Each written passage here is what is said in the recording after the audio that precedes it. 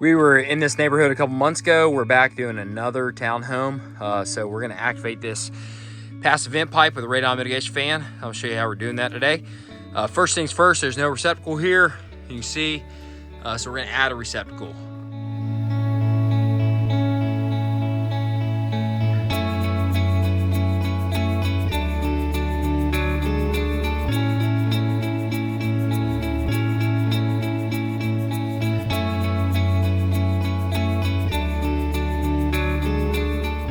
So we've got a really high pressure here. There's only two scenarios that can happen. We've either got a really high floor pressure or this vent pipe is congested. It's going to be one of those two options.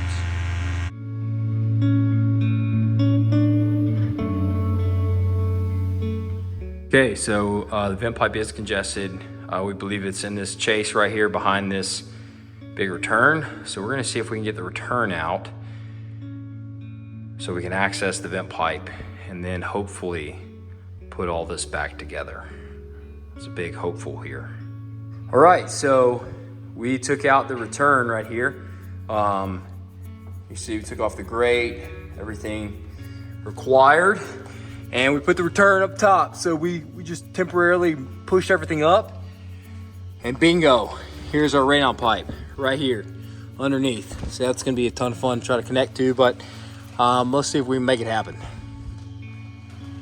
All right, so here is the pipe. You can see down in it. It looks clear, but it's so deep. Passes through this, and I would anticipate we pass right through the rock layer below us, and we're down in the soil.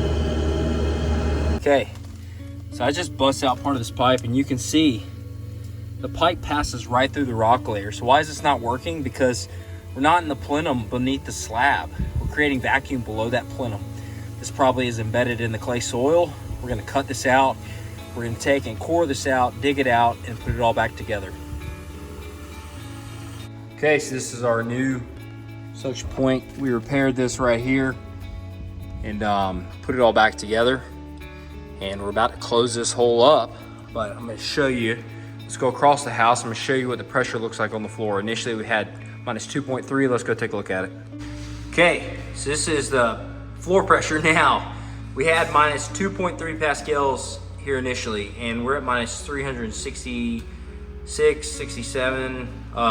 We don't need that, so we're gonna turn the fan way down. It's gonna be super energy efficient, and it's just gonna run in the background, create way more pressure because we repaired the suction pit.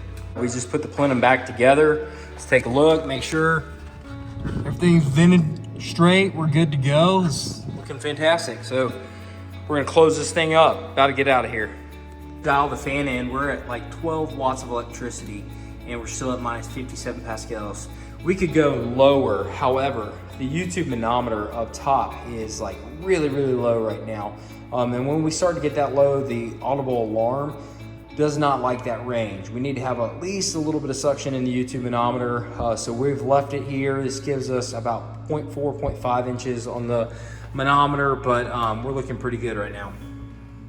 All right, so this is the finished product right here. We repaired the suction pit behind this plenum. We took the plenum out. We put everything back together. We put some fresh caulk on it. It looks brand new, like we were never here. This is it. So the fan actually is located right over here, but it comes up over here beside this big return plenum. Again, we've done another one in this neighborhood, so we strapped everything off right here. Everything's strapped. Here's the fan down here, or right there. And we've got our system indicator. So we've got our YouTube manometer, our audible alarm, everything's labeled, as well as our information pamphlet. And then I want to show you, this fan's operating at 11.6, 11.8 watts. So teeny tiny. And if you listen, you can barely hear it. I mean, you can't hear it. It's completely silent. So all in all, this thing's operating. This is going to be a great fit for our customer. It's going to be super energy efficient, and it's going to lower their radon.